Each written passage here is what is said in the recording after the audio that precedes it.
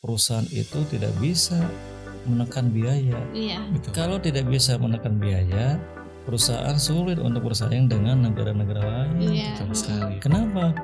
Karena logikanya begini, kalau seandainya negara-negara lain pun dikenakan tarif resiprokal lebih daripada kita, tentu dia juga sama seperti kita akan mencari pasar lain. Iya. Salah satunya Betul.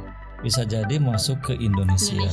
Pemerintah menciptakan pasar baru untuk UMKM, baik yang langsung terkena maupun tidak langsung terkena, dengan membuka pasar-pasar bagi seluruh ASN pemerintah menggunakan produk-produk lokal khususnya dalam bidang kulit.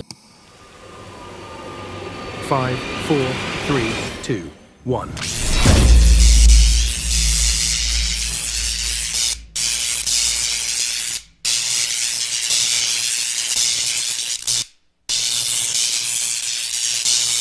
Elko Entrepreneurship, solusi bisnis UMKM.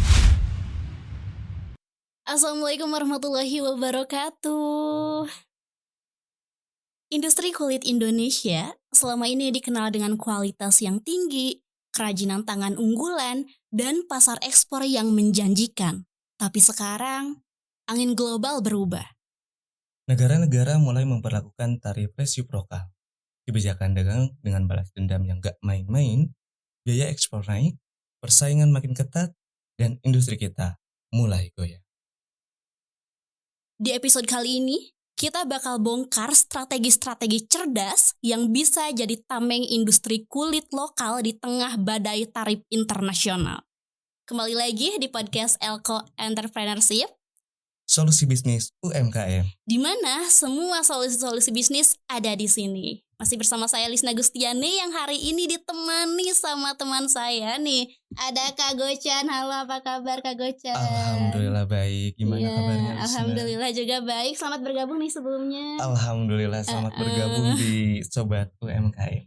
Iya nih Sobat UMKM, langsung saja mungkin ya kita akan membahas hal tersebut nih tentang strategi nih untuk tarif resiprokal ini terutama di industri kulit nih. Pastinya bersama narasumber hebat kita, siapa lagi kalau bukan Bapak Dr. Yusuf Tojiri. Langsung saja kita sapa beliau. Assalamualaikum Bapak. Waalaikumsalam warahmatullahi wabarakatuh. Alhamdulillah bisa ketemu lagi nih Pak. Apa kabar Pak? Baik. Baik ya. Baik. Oh iya Bapak, hari ini mah Lisna teh mau tanya-tanyanya enggak sendiri tapi ditemanin sama teman Lisna. Halo Pak, apa kabar Pak? Baik, nggak apa-apa. Nggak apa-apa ya. Alhamdulillah. Lebih banyak lebih bagus. Betul. Ini nih Sobat UMKM yang saya suka dari Bapak itu selalu welcome dan selalu menerima semua pertanyaan. Jadi buat Sobat UMKM yang punya pertanyaan juga boleh nih langsung aja di komen ya, nanti saya tanyakan sama Bapak. Dan alhamdulillah juga hari ini Gocan bisa ketemu juga sama Bapak Yusuf ya. Iya. Ini perdana di episode Iya. kali ini. Selamat Kira-kira mau bahas bergabung. apa ini ya Lis? Iya, hari ini tuh Kak Gocan mau ngebahas tentang strategi dari tarif resiprokal nih. Di episode sebelumnya itu ya, for your information, kita tuh mungkin Sobat UMKM juga yang udah nonton udah ngebahas nih sama Bapak tentang apa itu tarif resiprokal gitu. Nah kalau hari ini mungkin lebih ke strateginya nih Pak, boleh? Iya. Iya. Oke. Nah, Ya, terima kasih kepada Lisna juga Gocan yang sudah bergabung dalam podcast Elko Entrepreneurship, solusi bisnis untuk UMKM. Pada kesempatan hari ini, saya akan mencoba mengajukan beberapa skenario yang mungkin oleh kita bisa dipertimbangkan untuk digunakan. Karena tarif resiprokal ini pengaruhnya memang cukup luas. Ada yang langsung, ada yang tidak langsung. Betul. Yang langsung mungkin bagi perusahaan-perusahaan besar yang langsung ekspor ke Amerika. Oke. Yang tidak langsung bisa jadi termasuk UMKM yang selama ini merupakan bagian dari supply chain pabrik-pabrik besar yang barangnya itu dia ekspor ke Amerika. Betul, Pak. Yang tidak langsung mungkin UMKM yang sama sekali tidak menjadi bagian dari supply chain perusahaan-perusahaan yang menjual barang ke Amerika. Semuanya terkena. Oke. Langsung apalagi, tidak langsung apalagi, sama semuanya terkena. Jadi yang menjadi pertanyaan kita bagaimana caranya supaya pengaruh itu tidak berdampak besar kepada industri-industri alas kaki maupun industri-industri barang-barang dari kulit atau juga mungkin industri pendukung seperti tannery atau penyemakan kulit. Itu jelas akan terdampak. Yang menjadi masalah begini, apakah dampaknya itu juga sama seperti besarnya tarif resiprokal? Nah, ini memang untuk sementara belum bisa kita jawab. Oke. Kenapa? Karena kita kan belum melakukan penelitian sampai sejauh mana pengaruh angka 32% itu terhadap pertambahan beban yang harus perusahaan berikan kepada barang atau jasa yang akan dia jual ke Amerika tersebut. Jadi kita tidak bisa mengatakan oh peningkatannya 32%, tidak. Oke. Atau mungkin sama juga tidak bisa, atau mungkin kurang dari itu nggak bisa. Jadi intinya ketika tarif itu diberlakukan, baru kita bisa menghitung secara real komponen tarif tersebut terhadap penambahan biaya. Betul sekali. Jadi sementara ini mungkin tidak akan kita bahas tentang berapa besarnya. Oke. Tapi paling tidak apabila tarif itu dieksekusi oleh pemerintah Amerika, kalau tidak salah kan ada waktu sekitar 90 hari atau 3 bulan. Itu pasti akan berdampak terhadap penambahan biaya. Kenapa? Karena tarif itu ya biaya yang harus kita keluarkan. Iya. Jadi tentu satu, perusahaan-perusahaan Amerika atau buyer-buyer dari Amerika akan merasa tertekan dengan barang-barang yang kita kirim kepada negara Amerika, khususnya alas kaki, sepatu, atau mungkin juga garmen dalam bentuk misalnya ada sarung tangan untuk kerja, sarung tangan untuk golf, ada juga sarung tangan fashion. Biasanya Amerika itu selalu memberikan order kepada industri-industri kulit, khususnya untuk garmen, itu terdiri dari sarung tangan untuk kerja, sarung tangan untuk golf, sarung tangan untuk fashion. Ada 3 jenis produk kulit yang biasa diminta oleh pasar Amerika. Nah itu jelas sekarang tanggapan dari pasar Amerika terhadap barang-barang garmen yang terbuat dari kulit akan merasa berat karena ada tambahan nilai sebesar 32%. Iya. Jadi kemungkinan besar pasar tersebut satu akan menangguhkan. Yang kedua mungkin saja dia berpikir untuk mencari produsen lain selain Indonesia.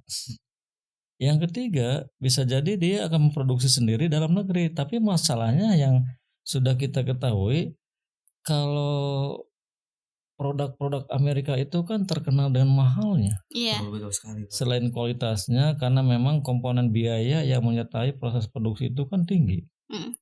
Biaya bahan baku, biaya bahan pembantu, apalagi upah tenaga kerja itu kan tinggi sekali. Jadi jatuhnya rata-rata mahal. Jadi kalaupun misalnya ada pikiran untuk membuat dalam negeri, kalau menurut kalkulasi saya nampaknya berat. Okay. Jadi itu ya keputusan pasar Amerika itu menangguhkan, mencari produsen lain atau memproduksi sendiri. Tapi kemungkinan besar masih dalam taraf penangguhan. Oke. Iya. Nah, dalam masa pasar yang tidak pasti, karena pasar Amerika menangguhkan, tentu industri dalam negeri itu akan mengalami pengurangan permintaan. Betul. Saya pernah wawancara dengan beberapa pelaku industri sarung tangan yang menjual ke Amerika. Ternyata order-order yang sudah dia terima itu di hold dulu. Nah itu kan bentuk penangguhan, di hold dulu. Kenapa? Karena ini kan harga dalam posisi ketidakpastian. Iya. Betul sekali, Pak.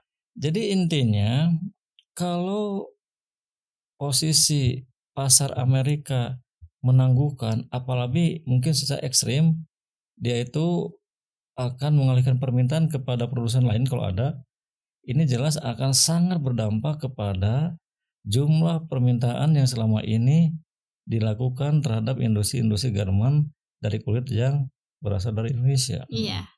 Berarti secara umum Mm. permintaan pasar Amerika terhadap barang-barang garmen yang terbuat dari kulit mengalami penurunan yang mungkin saja penurunannya itu di atas 32%. Oke. Sangat drastis Penurunan dulu ya, penurunan. Lalu kalau misalnya terjadi penurunan, apa yang harus kita lakukan sebagai pelaku usaha dalam bidang industri? Iya. Misalnya kita bicara tentang penyamakan kulit, apa yang harus kita lakukan? Satu, ini mungkin sudah sangat populer ya. Oke, apa tuh Pak? Kita akan menggunakan strategi market development. Market Jadi development. akan mencari pasar-pasar selain pasar Amerika Serikat. Oke. Kan yang menjadi masalah ada tidak ada. Betul. Iya, begitu. iya. Sesudah ada, apakah harganya sesuai dengan harga yang kita tawarkan seperti kepada Amerika? Tidak. Mm-mm. Kalau misalnya sudah sesuai, apakah permintaan dari pasar di luar Amerika itu besar atau tidak? Nah, itu kan banyak ya yang harus Iya, iya, kita iya. riset itu. Intinya kita itu berusaha untuk mencari pasar lain selain pasar Amerika Serikat. Ya mudah-mudahan ada, karena ternyata kan di luar pasar Amerika itu negara banyak. Iya, Jumlah betul. penduduk juga ada yang banyak, seperti misal Brazil, Cina, India, dan lain-lain lah. Intinya pelaku usaha harus inisiatif untuk mencari pasar-pasar selain pasar Amerika. Oke. Nah, itu namanya market Development. development. Oke. Yang kedua, ini sebuah implikasi dari turunnya permintaan. Anggaplah misalnya kita ternyata mengalami permintaan yang menurun. Berarti kita sebagai pelaku usaha harus melakukan efisiensi. Efisiensi Pak. Iya. Mm. Satu, kita akan mengontrol harga bahan baku. Oke.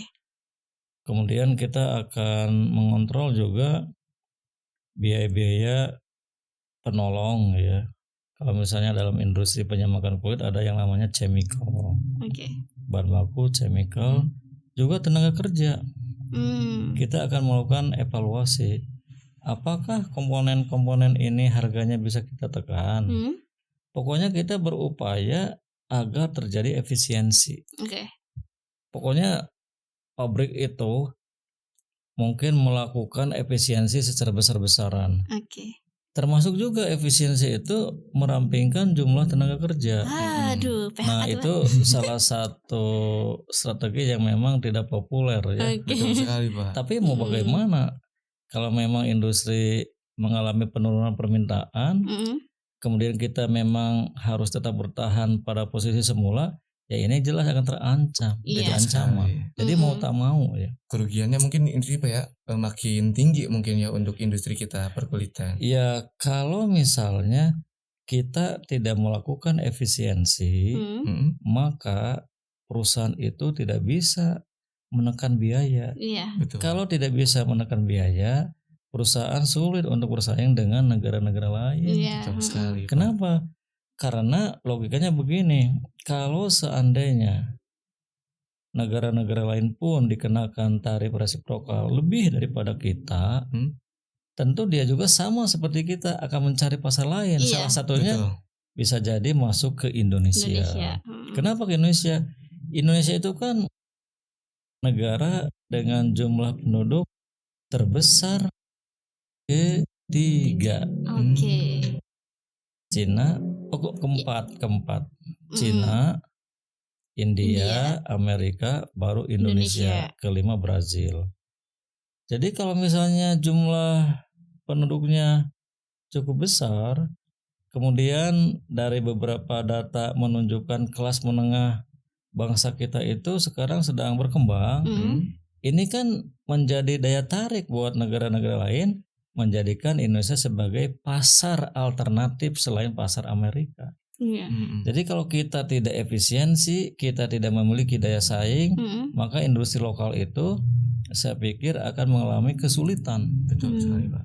Nah, ini harus evaluasi perusahaan-perusahaan domestik itu supaya pertama kualitasnya tetap terjaga, kemudian juga harganya tetap terjangkau, kemudian tidak pernah terjadi penundaan-penundaan dalam pengiriman. Oke. Nah, itu semua harus terus dipertahankan supaya industri lokal itu bisa tetap bertahan. Iya.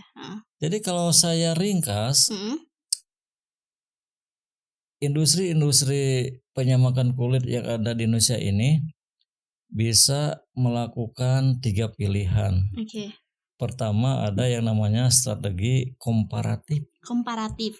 Oke. Komparatif itu mengandalkan bahan baku. Apakah bahan baku atau komponen input produksi yang kita miliki itu memiliki keunggulan dari negara-negara lain? Tidak. Bandingkan, contoh begini, kulit dari Indonesia itu khususnya kulit domba, kambing, dan sapi, memang ini merupakan kulit dengan kualitas yang sangat bagus, dan bahkan ini diakui dunia. Tapi ada kekurangan. Apa kekurangannya? Stoknya memang kurang. Sangat terbatas juga. Iya, jadi kalau misalnya stoknya kurang, tentu kita tidak bisa memiliki daya saing. Karena apa? Negara luar bisa mengadakan bahan-bahan misalnya untuk sarung tangan, untuk jaket, untuk sepatu yang lebih banyak daripada bahan-bahan yang ada dari negara kita. Nah, ini jadi PR juga kan. Nah, yang kedua, kalau misalnya strategi komparatif tidak bisa kita gunakan karena bahan baku kita ini memang terbatas, kita bisa menggunakan strategi kompetitif. Iya, artinya kita mengandalkan kreativitas kita untuk selalu meningkatkan nilai yang terkandung dalam produk. Jadi produk kita itu unik. Produk kita ini memiliki perbedaan dengan produk lain yang tidak bisa disamai, ditiru, digantikan. Nah, kalau misalnya strategi yang kita gunakan terutama dalam value yang ada dalam produk itu bisa kita laksanakan, nah ini jelas menjadi modal untuk bersaing dengan produk-produk yang datang dari luar negeri. Bisa tidak?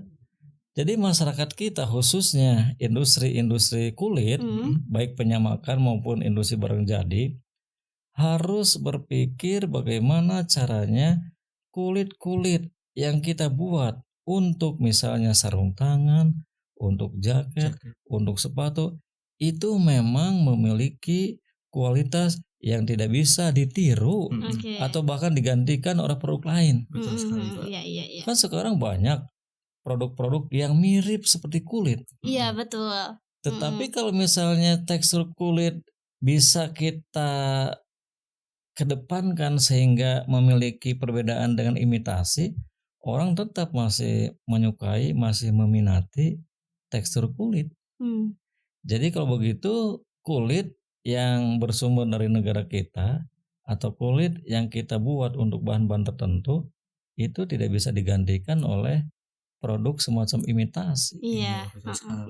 Gitu. Terus ternyata kita misalnya komparatif kita tidak punya, kompetitif juga kita sulit untuk melakukan. Yang ketiga itu kooperatif. Bisa jadi kita bekerja sama dengan pesaing. Jadi industri-industri penyamakan kulit, industri-industri alas kaki bisa jadi merupakan bagian dari rantai nilai perusahaan-perusahaan besar yang kebetulan menjual barang dari kulit. Bisa. Dia 3 pilihannya. Apakah kita akan menggunakan komparatif? Yang menjadi masalah punya tidak? Ya, bahan baku yang bisa dikatakan unik dan negara lain tidak punya. Yang kedua, strategi kompetitif selalu meningkatkan nilai atau manfaat dari sebuah produk supaya produk itu tidak bisa ditiru, digantikan oleh produk-produk lain. Betul. Yang ketiga, kalau memang kita Kooperatif. tidak punya kemampuan ya udah kooperatif, Mm-mm. beraliansi Oke. dengan perusahaan-perusahaan pesaing. Ya mau tak mau kita harus Iya, beraliansi. iya. Betul. Jadi Kalau collab kita gitu, ingin Pak. kalau kita ingin tetap hidup. Nah, begitu. Jadi Tetap hidup. strateginya itu kurang lebih ada 3 pilihan. Silahkan aja misalnya Oke. UMKM kira-kira bisa yang mana gitu. Nah, Oke, itu. Walaupun di era sekarang Bapak mungkin persaingan itu sangat ketat sekali, apalagi kan tarifnya 32% ya. Iya, iya. Walaupun dalam tarif yang sangat besar berarti harus dipertahankan dengan kualitas kulitnya juga ya. Ya betul. Biasa Jadi sekali. ketika misalnya pengenaan tarif sebesar 32% terhadap produk-produk kulit, salah satunya misalnya sarung tangan kulit, Mm-mm. jaket kulit, sepatu kulit misalnya. Ya kita tetap harus meningkatkan kualitas. Betul. Kalau bisa menurunkan harga, Iya. begitu ya. Kenapa? Kan biasanya logika orang kalau misalnya kualitasnya tinggi pasti harganya tinggi. Iya, Jangan betul. kita balik. Oke. Kualitasnya tinggi tapi harga justru kita turunkan. Betul sekali. Nah, itu mungkin yang menjadi daya tarik Oke. dan itu menjadi komponen daya saing yang paling ampuh.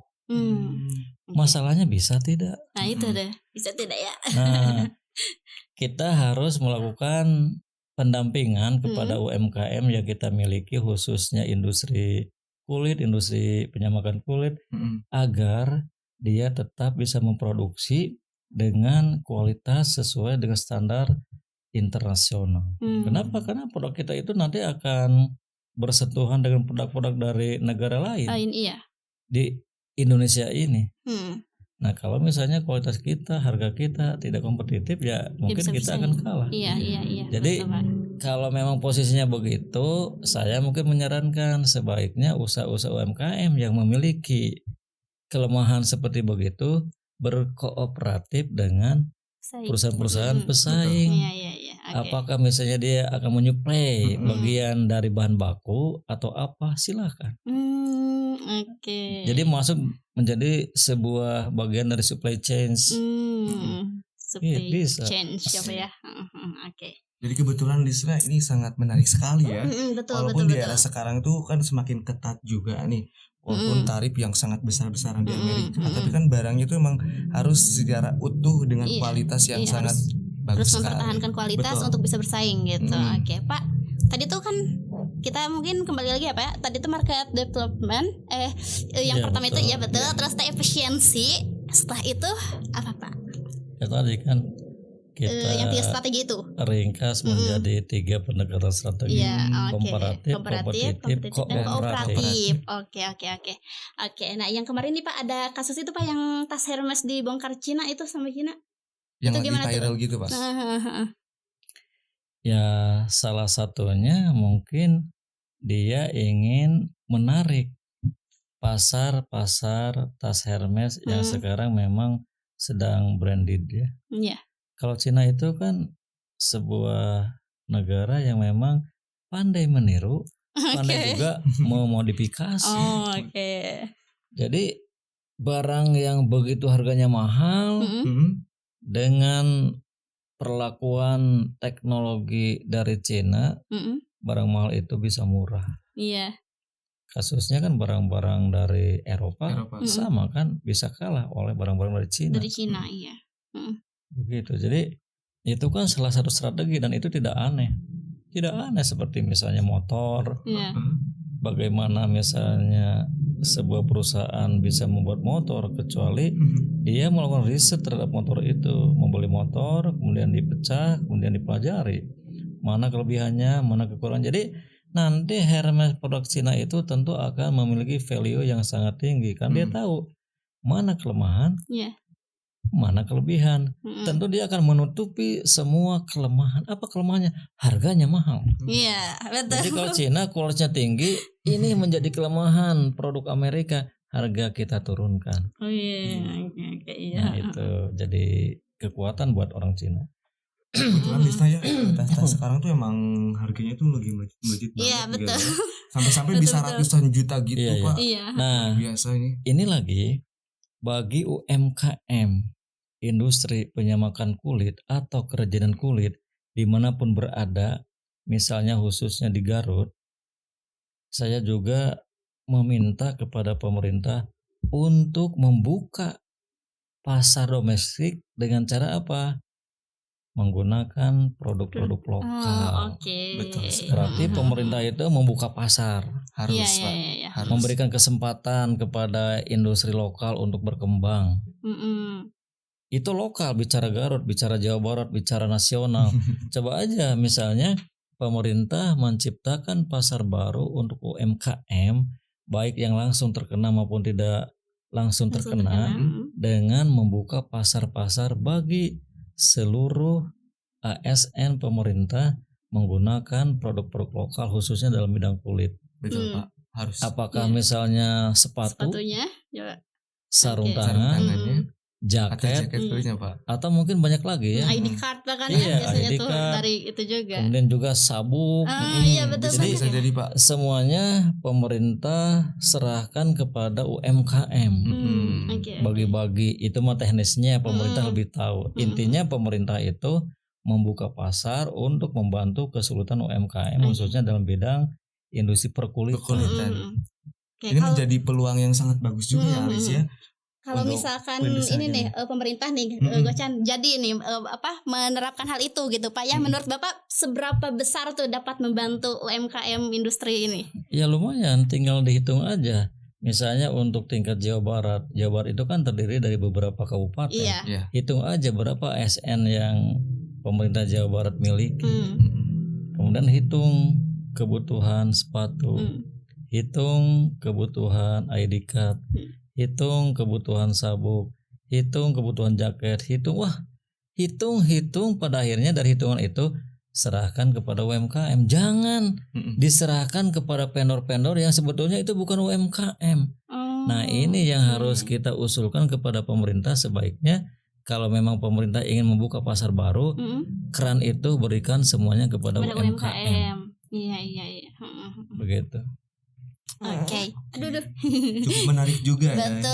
Betul. Aduh, ternyata sangat ini sekali ya kalau Betul misalkan sekali. pemerintah menerapkan hal itu. Harus. Iya. Tapi harus ini Lis, karena menjadi peluang yang sangat bagus untuk Betul. sobat UMKM juga tentunya. Bahkan kalau kita juga mungkin Pak bisa ya untuk membantu mungkin kayak mulai memakai dari produk lokal gitu ya, jangan produk luar. Betul. Terus gitu. Bisa. Jadi kalau dulu kan dari pemerintah ada program ACI ya, ACI. Aku Cinta Indonesia, Oh, iya, termasuk produknya. Iya. Harus, Pak. Sebenarnya jadi, nah semangat itu sekarang waktunya untuk dijalankan. Oleh siapa? Pemerintah. Artinya pemerintah mewajibkan kepada seluruh ASN yang ada, sekup kabupaten, sekup provinsi, sekup nasional untuk belanja barang-barang itu semuanya kepada UMKM. Wah, tumbuh lagi. Iya.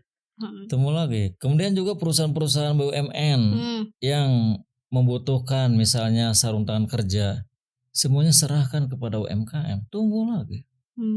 Jadi sifatnya jangan monopoli. Karena ada yang sekarang mungkin ya vendor-vendor itu memonopoli belanja pemerintah yang sebetulnya itu pekerjaan UMKM. Oke. Maksudnya monopoli jadi dari dia gitu terus Pak gitu. Jadi kalau distribusi itu tidak langsung. Jadi pemerintah membeli kepada vendor membeli kepada siapa membeli kepada UMKM. Padahal kalau langsungnya direct, direct. Dari pemerintah ke UMKM Iya, gitu ya Pak ya. direct gitu. Jadi jangan menggunakan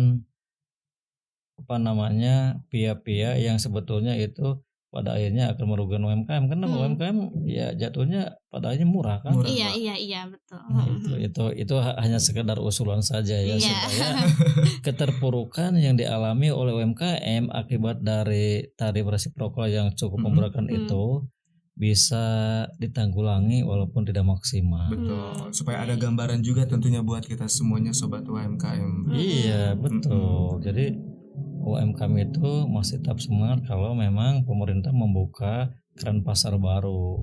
Oke. Bapak, apakah kalau misalnya dari tarif 32% ini bakal ada PHK besar-besaran nggak kira-kira ini, Pak? PHK itu akan terjadi pada perusahaan-perusahaan besar yang padat karya. Salah satu contoh industri alas kaki itu padat karya, Mm-mm. industri sarung tangan baik sarung tangan golf maupun untuk kerja itu Kerja. juga padat karya. Mm-mm. Nah itu memang akan terdampak. Iya. Salah Betul. satu kebijakan perusahaan tentu akan melakukan downsizing, penciutan. Mau tak mau dia dengan berat hati mem-PHK. Kalau Iya. tidak perusahaannya akan terancam bangkrut. Betul sekali ya, Pak. Pasti ke sana gitu. Iya. Karena kerugian yang sangat fantastis Nah, ya Pak ya. Saya mungkin harus memberikan motivasi Mm-mm. kepada teman-teman Betul nih, yang Pak. kebetulan kena kebijakan itu. Jangan kecil hati. Oke. Sebaiknya kita ajak untuk berwirausaha juga walaupun skupnya masih kecil-kecilan, Oh, oke. masih mikro, Mm-mm. atau mungkin masuk ke level kecil nggak apa-apa. Oke, Daripada oke. nganggur, Mm-mm. tidak punya kegiatan, Mm-mm. sebaiknya salurkan pengalaman bekerja pada perusahaan itu Betul. untuk menjadi pengusaha Iya, untuk kecil-kecilan. berwirausaha ya. Bikin Mm-mm. sepatu, bikin sarung tangan, Iya. bikin jaket, itu kan Iya. bisa menjadi produk yang bisa kita jual. Iya, sekali, betul, Pak. betul, betul. Ada kegiatan. Nah, itu Mm-mm. harus kita kasih motivasi. Iya, Betul. nah itu ya Karena sobat kan UMKM betul nih. sekali ya Lisnya. Apalagi kan sekarang dari PHK itu sangat dampaknya itu sangat besar sekali bagi Iya. PHK-nya langsung ya. Dan pastinya itu memberikan motivasi yang sangat begitu berarti Pak. Iya, Mulai dari yang tadi membutuhkan kata sekali. Bapak berproses mungkin Pak ya. Gak usah Iya. malu dari kecil-kecil, nanti juga kan ada peluang untuk meraih.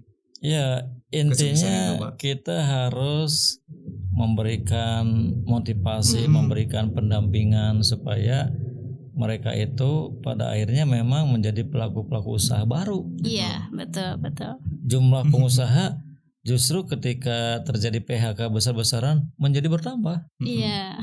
Kalau begitu ya otomatis bangsa kita ke depan akan menjadi kokoh karena jumlah pelaku usahanya walaupun kelas mikro dan kecil banyak. Bertambah gitu ya. Banyak. Bahkan mungkin PDB dan negara juga bakal bertambah ya Pak. Kan sekarang juga Iya, UMKM itu iya. menyumbang 60% nih Pak ya. Ya bisa jadi kalau misalnya jumlah UMKM bertambah, PDB pemerintah juga bertambah. Iya. Kan di situ betul. kan ada pendapatan. Gitu ya sobat UMKM nih. Jadi yang mungkin kemarin juga kan saya memantau nih Pak di sosial media katanya ada gitu Pak perusahaannya yang udah mungkin merasakan lah karena berita-berita tersebut gitu udah mulai ya ngatur strategi lah Pak ya intinya. Ada juga yang udah kena PHK gitu Pak. Jadi buat sobat UMKM nih yang mungkin lagi nonton ini juga terkena PHK gitu, jangan patah semangat. Kata Bapak juga bisa mulai dengan berwirausaha gitu ya Pak. Iya betul. Jadi berwirausaha untuk memanfaatkan modal pengalaman. Betul. Kita misalnya punya pengalaman membuat sarung tangan, membuat jaket, membuat sepatu dari kulit semua ya, atau dari barang imitasi. Pengalaman itu jadi modal untuk apa? Kita buat barang yang sama dengan kemampuan yang sudah kita miliki. Iya. Pasti kita akan lebih efisien. Iya. Iya, jadi jual ke pasar-pasar yang mungkin sudah mereka ketahui atau kita menggunakan online. Iya, sekarang medsos kita jadikan pasar untuk mengembangkan usaha kita. Iya. Jadi harus kita semangati. Jangan mudah putus asa. Dan kita juga doakan kepada pemerintah kita supaya justru ketika misalnya tekanan ini menekan secara keseluruhan kepada perekonomian nasional, di sini akan muncul pengusaha-pengusaha baru gitu. Iya. Kuat kan? Iya, betul. Tidak akan ada pengangguran. Iya, betul. Usaha punya sendiri gitu ya. Iya. Bisa meningkatkan ini juga ya Lis ya. Pengetahuan dalam bidang usaha juga Pak.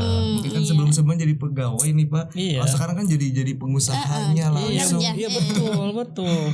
Jadi kan kalau misalnya Lisna pernah mempelajari bukunya Robert Kiyosaki, Just for Quadrant, kan misalnya sebelum kita menjadi pengusaha bisa jadi kita itu menjadi pegawai dulu. Nah kesempatan ini saya punya modal karena saya rajin menabung, saya punya kemampuan membuat sepatu, sarung tangan, jaket. Sekarang tinggal eksekusinya untuk menjadi bagian dari kegiatan usaha.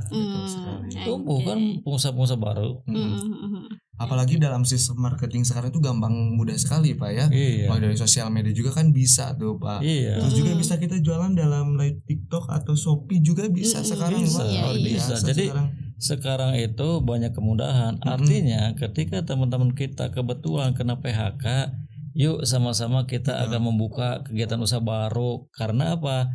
Kalian semua punya pengalaman dan pengalaman itu memang modal terbesar. Iya. Bukan modal uang, modal terbesar itu pengalaman. Kenapa? Membuat barang tanpa pengalaman nggak mungkin bisa jadi barang. Iya betul. Nah, pengalaman itu modal terbesar ya sobat Betul. UMKM ya. Oke. Gocan gak kerasa nih kita udah Betul ngobrol sekali. banyak banget sama Bapak, banyak banget Alhamdulillah hal positif. mendapatkan Heeh. ilmu pengetahuan tentang Betul. berwirausaha. Betul, semoga sobat UMKM yang menonton juga sama gitu ya merasakan Betul. hal itu pasti Mm-mm, sih ya. harus. Oke, nah bukannya kita nggak mau membahas lebih lanjut nih Betul Gocan, tapi kan sekali, kita Lisa. terbatas oleh ruang dan waktu nih Pak. Aduh, kita lagi-lagi harus dipisahkan oleh itu, tapi gak apa-apa ya Pak ya. Semoga apa-apa. bisa ketemu lagi dengan pembahasan lebih seru di episode selanjutnya. Masih banyak waktu Betul, masih banyak waktu itu untuk kita tuh. lakukan. Iya. Oke. Intinya kita itu akan membantu teman-teman yang kebetulan sedang mengalami kesulitan. Iya, betul. Mudah-mudahan dengan cara membantu kesulitan orang, kesulitan yang kita alami justru Dapatkan akan kemudahan. ada sebuah kesempatan untuk berkembang. Iya, betul betul. sekali. Betul. Dan pastinya listener kita harus berjuang bersama-sama ya. Betul. Mulai dari titik 0 sampai Mm-mm. nanti titik puncaknya mungkin Sampai Pak. sukses, Sampai iya. sukses. Kita harus berjuang bersama-sama Lisa Mm-mm. dalam Sobat UMKM ini. Ya, oke sobat UMKM nih yang sudah menonton episode kali ini, terima kasih. Semoga banyak hal positif yang dapat diambil. Terus Amin. tadi juga Bapak sudah menyampaikan bahwa akan membantu jika mungkin sobat UMKM yang sedang menonton sedang punya mungkin permasalahan, bisa ditanyakan aja di kolom komentar, nanti akan saya bantu tanyakan kepada Bapak gitu. Makanya jangan lupa untuk subscribe channel YouTube Elko Entrepreneurship ini Betul biar sekali, nggak Lis. ketinggalan ya. Iya. Biar terus dapat notifnya gitu kalau ada episode baru. Biar bisa mendapatkan salah satu notif-notif perkembangan yang sangat Iya. luar biasa ya nih. Oke, makasih Pakanya. Saya Lisna Gustiani pamit undur diri. Saya Gocan Altas. Ya, Elka Entrepreneurship, solusi bisnis UMKM. Assalamualaikum warahmatullahi wabarakatuh. Waalaikumsalam warahmatullahi wabarakatuh.